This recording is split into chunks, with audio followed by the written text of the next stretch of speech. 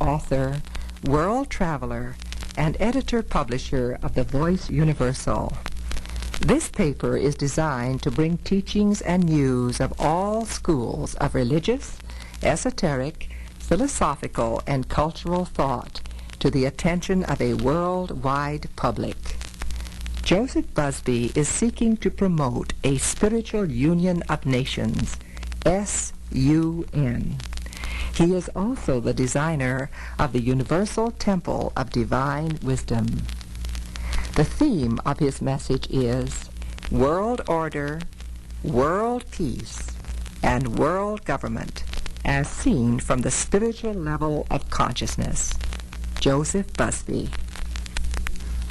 There have always been a few men of vision who have held fast to the idea that someday there will be world order, world peace, and world government. The three prime words under consideration are order, peace, and government, and these may all be seen as basic spiritual terms of will or first principle. They are properly expressions of inner consciousness. Order equals cosmos, plan and harmony. Peace equals stillness, oneness, well-being. Government means steering, guiding, motive force. These three primal, first-ray expressions of the highest consciousness have their origin as seed truth in the primordial source of all being, the source of all life, God.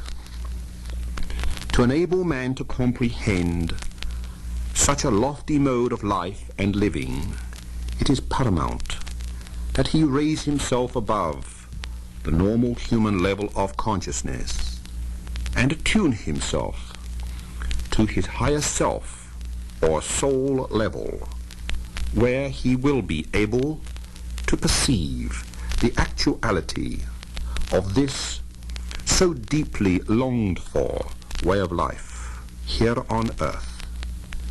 Seeing that only a few make the effort to reach this transcendental state of being, it remains for these few to interpret the plan as they see it, and to step the vision of the plan down for less enlightened men to see, so that they can work it out in their own personal and collective lives. The great seers, sages, and saviors of the world have all stated that there is this perfect state, and that at a certain divinely appointed time, age, or dispensation, this kingdom of God will come on earth as it is in heaven. Indications have also been given as to when this great new cosmic day will commence. Although the longed-for millennium of right human relationships will eventually be established on earth, the time is not yet.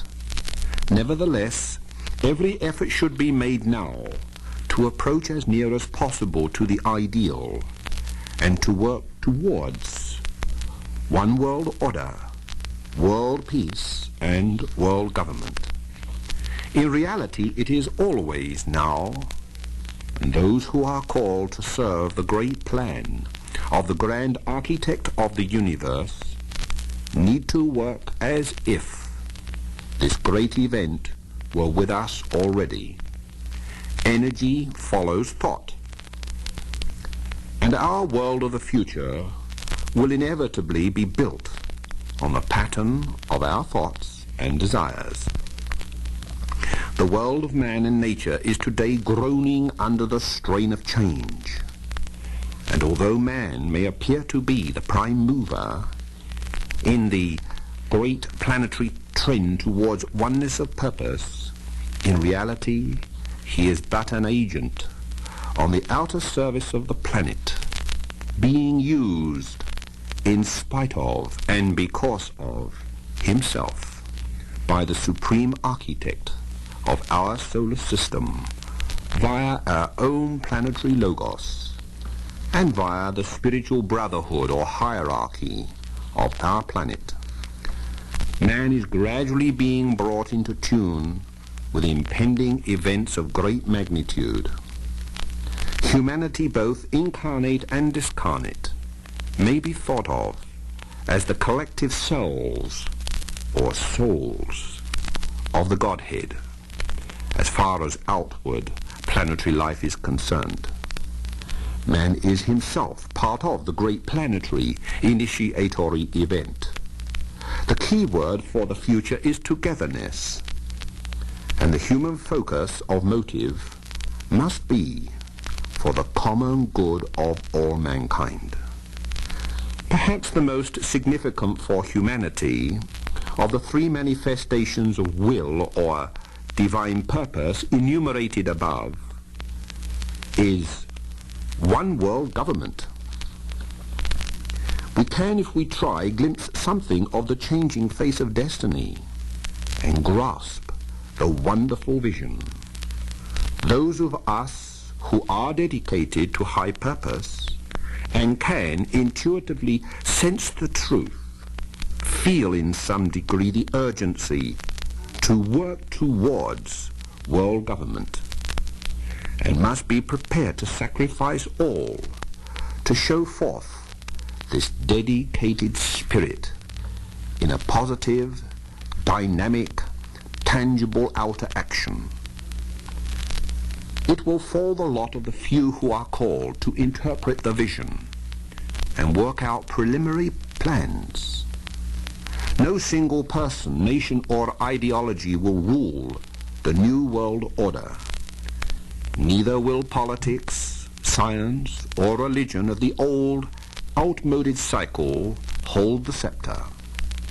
No human dictators or demagogues will force their little wills on their fellow men. Something quite new and enlightened will take over in the affairs of men. This will be none other than the spirit of truth itself, expressing through men who have been able to develop their will and bring it into alignment with the will divine, aided by the will to do good. Man will come to know that peace can only be found on the level of the soul, and when found, must be stepped down to the lower levels of the personality. Loving kindness will thus become the motive force, and universal wisdom will be the guiding light. Let us look a little deeper and see how this can be. In spite of all the outer disturbances in the world, one crisis following another, men of goodwill are quietly being prepared and drawn closer together. They are sharing their common vision and sense of dedicated purpose, even although they approach the matter from very different angles. They are responding to the great call, for they know that the promised dawn is at hand. They have seen the first shafts of cosmic light flowing in through the opening door of Aquarius, already shining brightly on the ascendant's horizon.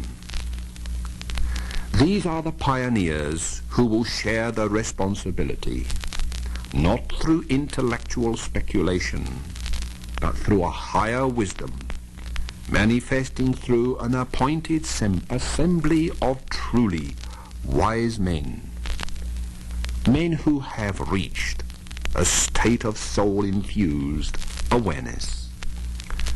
Certain tangible developments are already underway, but these will remain somewhat hidden for a while.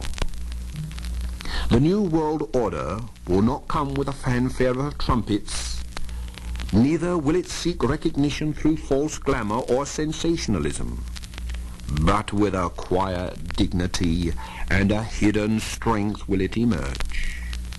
Nationalism will give way to internationalism, and internationalism will supersede by universal verities. Above the concept of division, the externalization of the brotherhood or hierarchy will take place inobtrusively and with the consent of the world's people. It will not be limited to any one country or religion, but will be a global event. Conflict on the mental-emotional plane will continue for a while, occasional disruptions appearing on the physical plane. But these apparent convulsions are the death pangs of the passing Piscean age, the era of blind faith and devotion. New life is already pouring through countless channels, making way for the incoming day when the Son of Righteousness will be enthroned in the innermost nature of man himself. Man's own individual governor, his higher self, will steer and guide with love and strength, expressing outwardly on the mundane levels of self-government. Whilst freedom will be the right of all men, it will not be a selfish freedom, but a selfless, self-controlled freedom, where the greatest joy will be to give service. It will take at least 30 years before world government is established, before all the cleavages are closed and healed. First one and then another of the nations will come together for their common good and be united in the greater good of all. War will cease to be, and all men will live for each other. Highly evolved souls will come among the peoples of the earth. Disease will be conquered, and death will become a conscious experience of welcome change. Human flesh will be cleansed and spiritualized, and peace will be enjoyed and shared by all. This is no idle dream. If first there is unity of purpose, the rest will follow. These things shall be. A loftier race than e'er the world hath known shall rise, with flame of freedom in their souls, and the light of knowledge in their eyes. So may it be.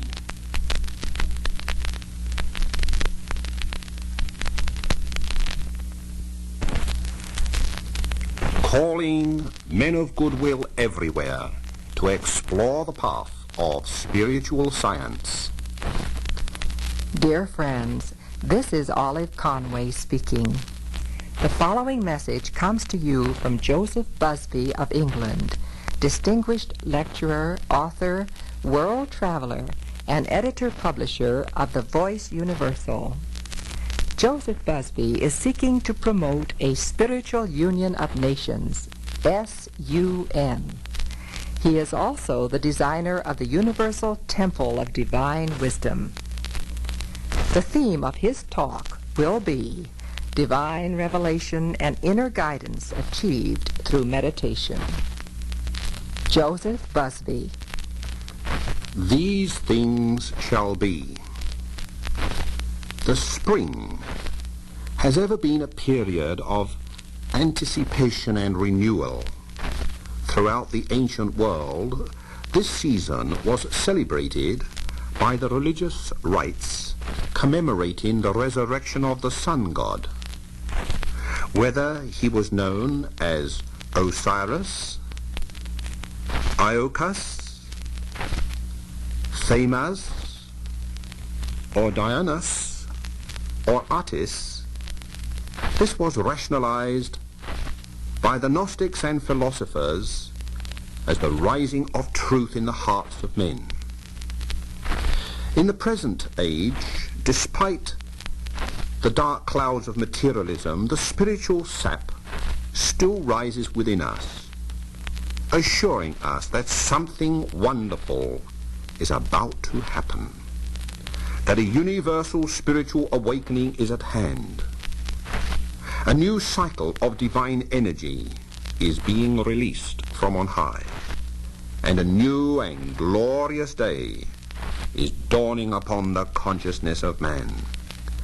The bells of heaven are ringing out a clarion call to men of goodwill everywhere, demanding their attention and reverent respect, bringing ecstasy to all who can be inwardly still and listen. For they tell of a new and vital message heralding an era of great spiritual power.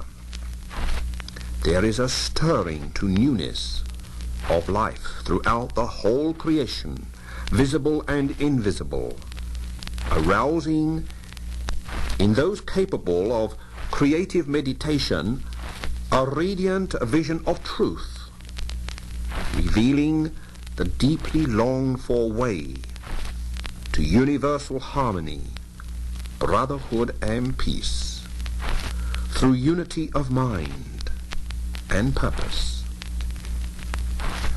The way is now open for all those who positively expect to see and receive this light of the new dispensation descending from the divine source and illuminating by its emanations all the spheres from the highest realms to the world of physical experience.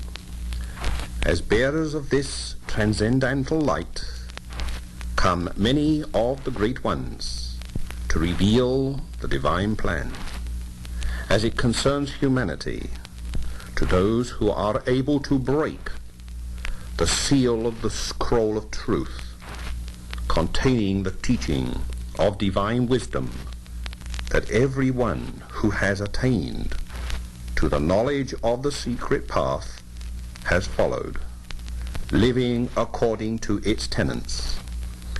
These elder brothers of the human race who bring us the lost key to an eternal spiritual science are universal in vision and united in purpose. Although they may have entered the cosmic temple of truth through the portals of one of the great world religions, esoteric fraternities, or schools of spiritual philosophy, they have long since transcended all religions and systems of human thought and have attained unity of spirit with the one supernal light, love, and wisdom of the Godhead, sharing in its bliss and all-knowingness.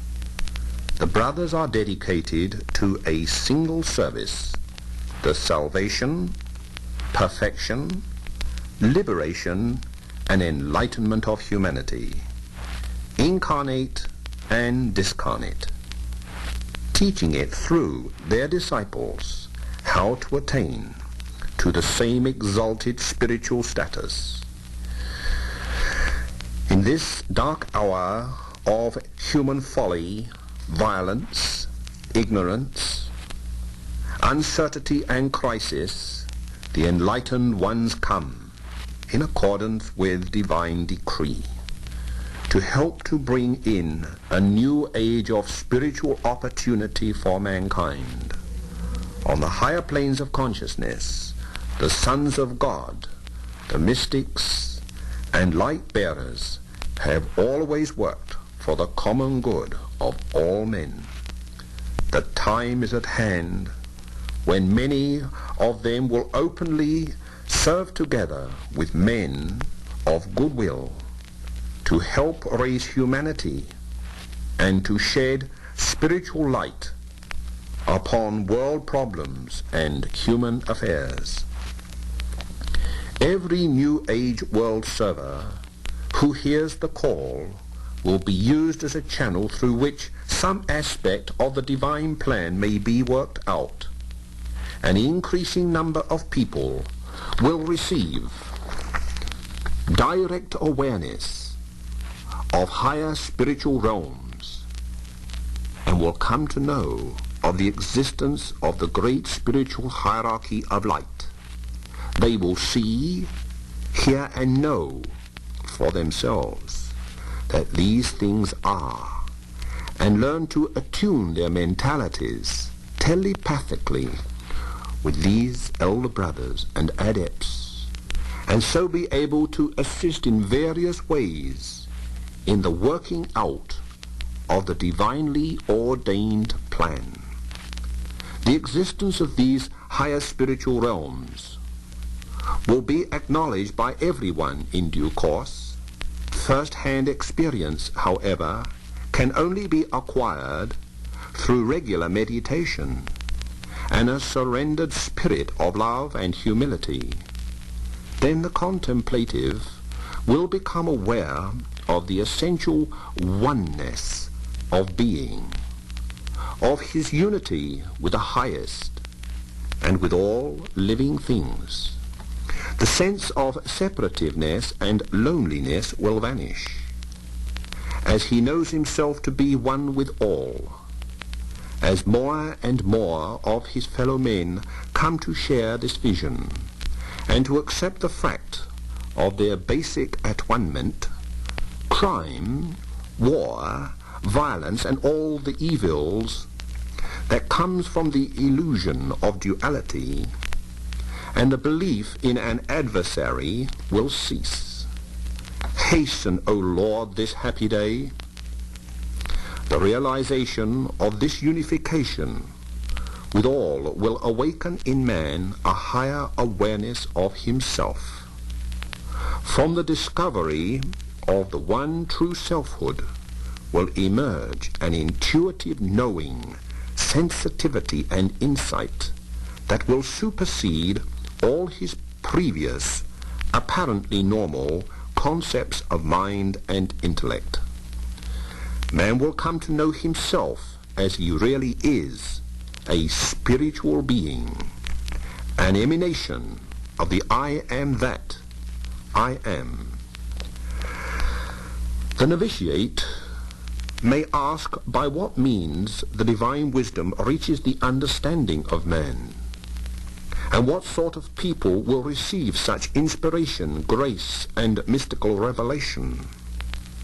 All such questions can best be answered by those who have already surrendered themselves as channels through which spiritual energy can flow, and have become one with it in meditation.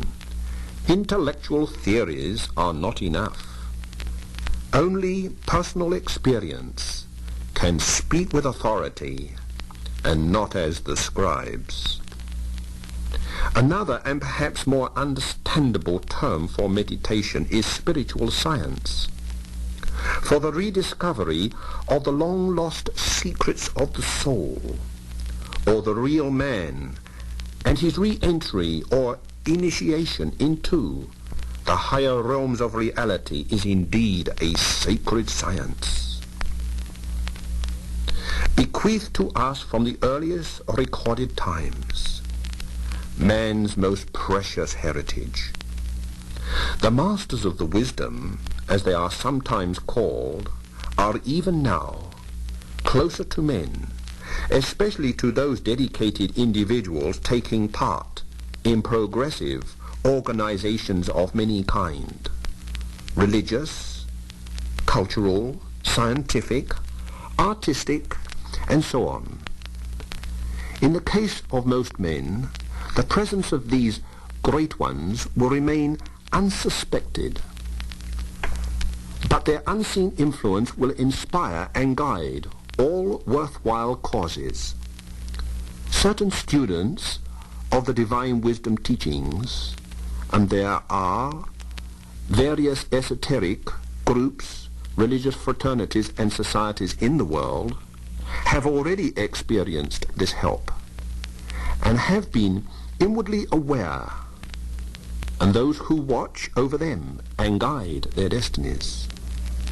To each disciple is given some special service necessary for the outworking of the divine plan, according to his abilities and capacities, and recognized on earth as an expression of worship and love. Thus, men of goodwill, those surrendered to the will of God, may, with the help of their elder brothers, become co-workers with the divine spirit. The student of spiritual science, initiated into this secret and its laws, will learn self-control and the conscious use of primal energy, emotional, mental, and spiritual. This may then be applied to A. Alignment, B. Dedication, C. Approach and contact, D. Creative thought, E. Use of mantras, F. Visualization, G. Radiation, H. Concentration, I. Self-transcendence. Among the subjects for meditation are those of law and principle, such as the law of right human relations, the principle of goodwill, the law of group endeavor, the principle of unanimity, the law of spiritual approach, the principle of essential divinity. The light of truth, divine wisdom, is calling men of goodwill everywhere, inspiring them to explore for themselves the sacred path of spiritual science. The door to the new age of man is now open for all to enter and to seek therein divine revelation and guidance through meditation. The veils of ignorance that have clouded man's mentalities will be lifted, admitting the light of the new cosmic day. That was the true light which lighteth every man that cometh into the world.